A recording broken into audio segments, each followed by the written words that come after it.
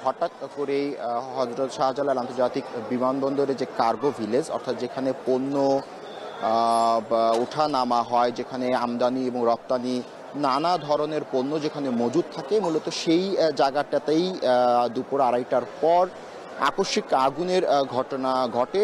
তারপর থেকেই মূলত কিন্তু এই যে দেশের প্রধান বিমানবন্দর, সেই বিমানবন্দরে কিন্তু বিমান ওঠা নামা বন্ধ রয়েছে। সেই ঘটনার পর থেকে আমরা দেখেছি অন্ততপক্ষে 3টি অভ্যন্তরীণ এবং আরও 3টি আন্তর্জাতিক বিমান যেগুলো চট্টগ্রাম ও সিলেট বিমানবন্দরে জরুরি অবতরণ করে। তারপর থেকেই মূলত কিন্তু এই হজরত শাহজালাল আন্তর্জাতিক বিমানবন্দরে শিডিউল বিপর্যয় রয়েছে। একটু মোটা দাগে বলতে গেলে দেশের প্রায় 15টি ফায়ার স্টেশনের প্রায় 37 থেকে 38টি ইউনিট এই যে আকস্মিক যে দুর্ঘটনা, আকস্মিক যে আগুনের ঘটনা, সেই অগ্নি নির্বাপন করার জন্য একযোগে কিন্তু কাজ শুরু করে আমরা দেখেছি। সেই ফায়ার সার্ভিসের সেই 37-38টি ইউনিটের সঙ্গে আগুন নির্বাপনে যোগ দেয় বিমান বাহিনী। একই সঙ্গে আমরা দেখেছি বিজিবি এবং সেনাবাহিনী কিন্তু সেই ফায়ার সার্ভিসের সঙ্গে আগুন নির্বাপনের জন্য যোগ দিয়েছে। এখন পর্যন্ত প্রায় 3 থেকে 4 ঘন্টা হতে চলল, সে আগুন এখনও নিয়ন্ত্রণে আসেনি। আমরা এখন বিমানবন্দরে রয়েছে। বিমানবন্দরে আসার পর আমরা যেটি দেখেছি, মূলত বহির্গমন যে মনিটরিং যে মনিটরটি রয়েছে, সেই মনিটরে আমরা দেখেছি যে প্রায় 15 থেকে 20টি বিমান ডিলে রয়েছে, অর্থাৎ বিলম্বে রয়েছে, যেগুলো সময় মতো বাংলাদেশ ছেড়ে যেতে পারেনি। নানা গন্তব্যে যাওয়ার কথা ছিল যাত্রীদেরকে নিয়ে, সেই যাত্রীদেরকে নিয়ে নানা গন্তব্যে পৌঁছে যেতে পারেনি। তাদের 2:30টার পর থেকেই যারা বিভিন্ন দেশে যাওয়ার উদ্দেশ্যে বিমানবন্দরের গেট অতিক্রম করেন, তাদের চেক ইন হয়েছে, অর্থাৎ ইমিগ্রেশন হয়েছে, কিন্তু তারা মূলত বিমানের অপেক্ষায় রয়েছেন। বিমান না আসায় তারা ভিতরেই অবস্থান করছেন। আমাদের নানা দিকের সোর্স বলছে যে এখন পর্যন্ত বিমান ওঠানামা বন্ধ রয়েছে, তবে যাত্রীরা চেক ইন এবং ইমিগ্রেশন শেষ করে বিমানবন্দরের ভিতরেই অপেক্ষা করছেন তাদের নিজ নিজ গন্তব্যে যেতে। আমরা বিমানবন্দরে আসার পরে যাত্রীদের সঙ্গে কথা বলেছি। যাত্রীরা আমাদেরকে জানিয়েছে যে যথাসময়ে যদি নিজ গন্তব্যে যেতে না পারেন তাহলে আর্থিক ক্ষতির মুখে তাদের পড়তে হতে পারে, কর্ম হারাবার একটি ঝুঁকি তৈরি হতে পারে। এই নিয়ে কিন্তু তাদের মধ্যে উদ্বেগ আছে, উৎকণ্ঠা আছে, ভোগান্তির যে বিষয়টা আমরা দেখেছি যে স্বজনের চোখে মুখেও কিন্তু উদ্বেগের ছাপ রয়েছে। একটু মোটা দাগে যদি বলতে হয়, সেটি হলো যে দাম্মামের যে ফ্লাইটটি রয়েছে, Dammam, Kuwait, Dubai, Jeddah, Kuala Lumpur, Dubai এই যে মধ্যপ্রাচ্যের যে দেশগুলো রয়েছে, সেই দেশের যাত্রী সবচেয়ে বেশি, তারাই মূলত ভোগান্তিতে পড়েছেন। মূলত আমরা দেখেছি যে 6টায় যে মাস্কাট যে ফ্লাইটটি ছিল, কাঠমান্ডু 6:30-এর একটি ফ্লাইট ছিল, 6:40-এর একটি ফ্লাইট আছে শারজায়, 7টা থেকে আরও 2 ঘন্টা পিছনে অর্থাৎ 5টায় জেদ্দা একটি ফ্লাইট রয়েছে, দুবাইয়ের একটি ফ্লাইট আমরা বিলম্ব দেখতে পাচ্ছি, এছাড়া শারজার একটি ফ্লাইট বিলম্ব, দোহা, মদিনা, কলকাতা এই ফ্লাইটগুলো বিলম্ব রয়েছে। তবে চেক ইন খোলা রয়েছে কুয়ালালামপুর, চেক ইন খোলা রয়েছে দুবাই। মূলত চেক ইন এবং ইমিগ্রেশন হবার পরেও মূলত বিমান রানওয়েতে না থাকার কারণে যাত্রীরা কিন্তু বিমানে আরোহণ করে তাদের নিজ নিজ যে গন্তব্যে, সেই গন্তব্যে যেতে পারছেন না। তবে বিমান ওঠানামা যে বন্ধ রয়েছে সেটি সিভিল অ্যাভিয়েশন কর্তৃপক্ষ এবং বেবিচক থেকে জানানো হয়নি। আমরা আমাদের সোর্সের মাধ্যমে জানতে পেরেছি যে বিমান ওঠানামা আপাতত বন্ধ রয়েছে। তবে এই যে জট অর্থাৎ যাত্রী যে জট, এই জটলা নিরসনের জন্য বিমান কর্তৃপক্ষ এবং অন্যান্য আরও যে আইন শৃঙ্খলা বাহিনী রয়েছে তারা নিরলসভাবে কাজ করছে। আপনি নিশ্চয়ই জানেন এটি একটি কেপিআই এলাকা, একটি নিরাপত্তা চাদরে, প্রায় 8 স্তরের নিরাপত্তা চাদরে সবসময় এই বিমানবন্দর কিন্তু মোড়ানো থাকে। সেই দিক থেকে যারা আইন শৃঙ্খলা রক্ষায় দায়িত্ব পালন করছে তারা নিরলসভাবে কাজ করছে যাত্রীদের জন্য ভোগান্তি না হয়। তবে কোনো ফ্লাইটে চেক ইন খোলা থাকলেও ওই যে আমি আগেই বলেছিলাম যে বিমান রানওয়েতে না থাকার কারণে কিন্তু যাত্রীরা নিজ গন্তব্যে যেতে পারছেন না। তবে এরপর অর্থাৎ আরও পরবর্তী ঘন্টায় যাদের ফ্লাইট রয়েছে, যারা ইমিগ্রেশন করবেন, চেক ইন করবেন, তাদের মধ্যে আগুনের ঘটনায় কিন্তু একটা উদ্বেগ, একটা উৎকণ্ঠার ছাপ আছে। তাদের সঙ্গে কথা বলে আমরা জেনেছি যে তারাও আমাদেরকে এই উদ্বেগ উৎকণ্ঠার বিষয়টি মোটা দাগে বলেছেন যে আসলে কখন বিমান রানওয়েতে আসবে এবং কখন এই যে ফ্লাইট ওঠানামা সেটি সচল হবে এবং কখন নিজ গন্তব্যে যেতে পারবেন, এই নিয়ে কিন্তু তারা বেশ চিন্তিত। তো একটু বলে রাখি যে সেই আড়াইটার যে লাগা আগুন, সেই আগুন এখনো নিয়ন্ত্রণে আসেনি, নিয়ন্ত্রণে কিন্তু কাজ করছে। অর্থাৎ সকল আইন শৃঙ্খলা বাহিনীর পাশাপাশি বিমান বাহিনী এবং সেনাবাহিনী, সেই সঙ্গে আনসার এবং অন্যান্য আরও যে ব্যাটালিয়ন রয়েছে বিজিবি, তারা কিন্তু একযোগে নিরলসভাবে কাজ করছে আগুন নিয়ন্ত্রণে। একটু এভাবে একটু বলা যায় যে আগুনের ঘটনা ঘটলে যেটি হয়, আমরা আসলে এর আগেও দেখেছি যে উৎসুক জনতা সেখানে ভিড় করার কারণে খুব সহজেই আগুন নির্বাপন করা যায় না। তো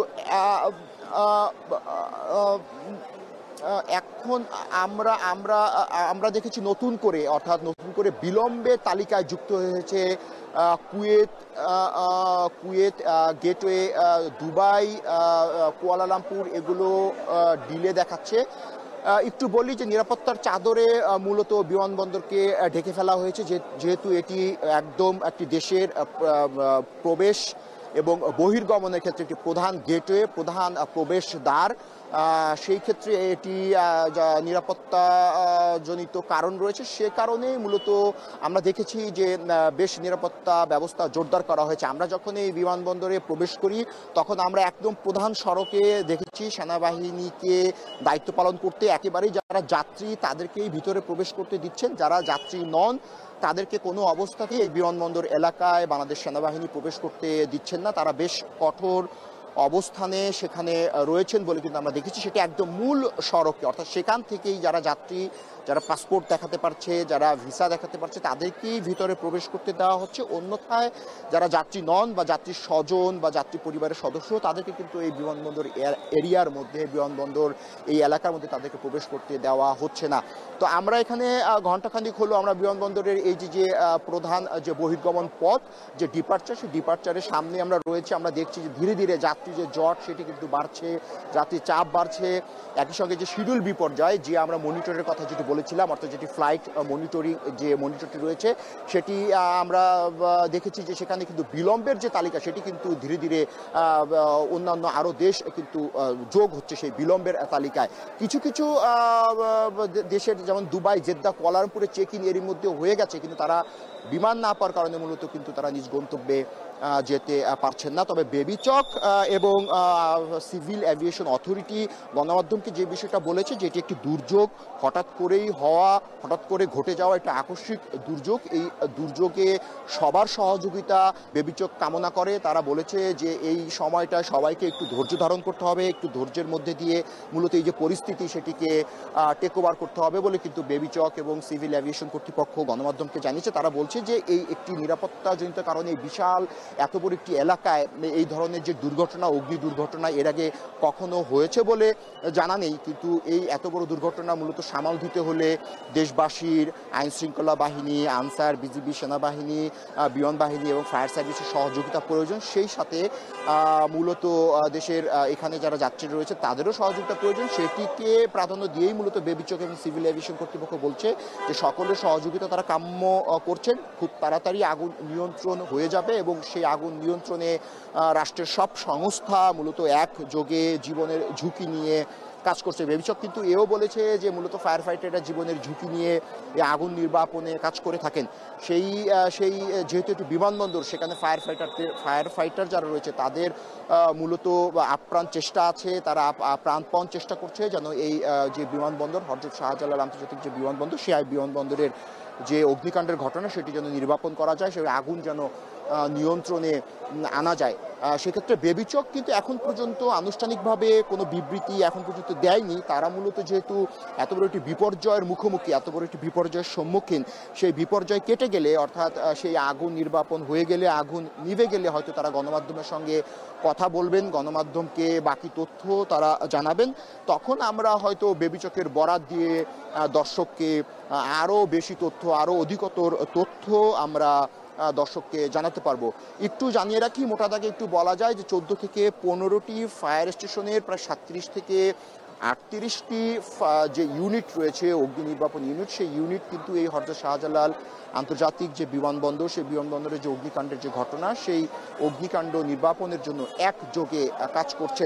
আসলে আমরা গণমাধ্যম কর্মী, আমরা দীর্ঘ সময় ধরেই কিন্তু আগুনের যে ঘটনা সেটি কাভার করি, সেটি কাভার করার সুযোগ আমাদের হয়, কিন্তু এত বড় ইউনিট এর আগে কোনো অগ্নিকাণ্ডে আসলে ব্যবহার হয়েছে কিনা সেটি মনে পড়ছে না। তবে এই যে সদ্য চট্টগ্রামের যে ইপিজেড এলাকা রয়েছে, সেই ইপিজেডে যে গার্মেন্টস শিল্পে যে অগ্নিকাণ্ডের ঘটনা, সেখানে প্রায় সর্বোচ্চ 26 থেকে 27টি ইউনিট কাজ করেছে। কিন্তু এই বিমানবন্দরে যে অগ্নিকাণ্ডের ঘটনা, সেখানে একটু ব্যতিক্রম দেখলাম। প্রায় 37 থেকে 38টি ইউনিট একযোগে কাজ করছে আগুন নির্বাপনের জন্য। তার মানে বোঝা যায় যে সরকারের মূলত চেষ্টা এবং একেবারে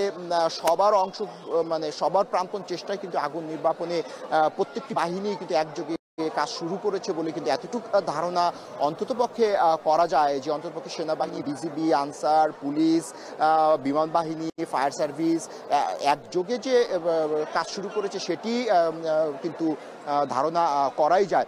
যাত্রীদের কথায় আবার ফিরে আসি, ধীরে ধীরে সময় যত গড়াচ্ছে, যাত্রীর চাপ কিন্তু এই যে হযরত শাহজালাল আন্তর্জাতিক বিমানবন্দর, সেই বিমানবন্দরে যাত্রীর চাপ বাড়ছে। যাত্রী চোখে মুখে আমরা উৎকণ্ঠা দেখেছি, উদ্বেগ আছে, পরিবারের সদস্যদের চোখে মুখে উদ্বেগ, উৎকণ্ঠা আছে।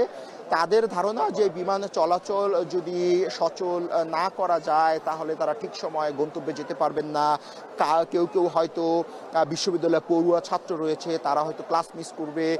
কেউ যারা প্রবাসী, তারা হয়তো বিভিন্ন বহুজাতিক কোম্পানিতে তারা চাকুরি করেন, ঠিক সময় মতো যেতে না পারলে হয়তো চাকরিতে যোগদান করতে পারবেন না। সেই ক্ষেত্রে কিছুটা তো বিড়ম্বনার শিকার তাদের হতেই হবে। এখানে বেশ রোগীও আছে যারা দেশের বাইরে চিকিৎসার জন্য যাবেন, দুরারোগ্যে আক্রান্ত এমন অনেক রোগীও আছে, তারাও নানা গন্তব্যে যাবেন। তাদের চোখে মুখেও কিন্তু আমরা উদ্বেগ, উৎকণ্ঠার কিন্তু ছাপ দেখতে পেয়েছি।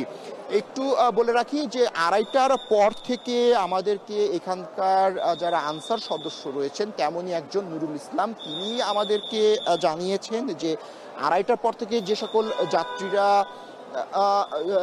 সকল যাত্রীরা ভিতরে প্রবেশ করেছে, সেই সকল যাত্রীদের মূলত ইমিগ্রেশন হয়েছে। অর্থাৎ 2:30টার পর থেকে মূলত যে সকল যাত্রীরা বিমানবন্দরে উপস্থিত হয়েছেন তাদের ইমিগ্রেশন এবং চেক ইন হয়েছেন।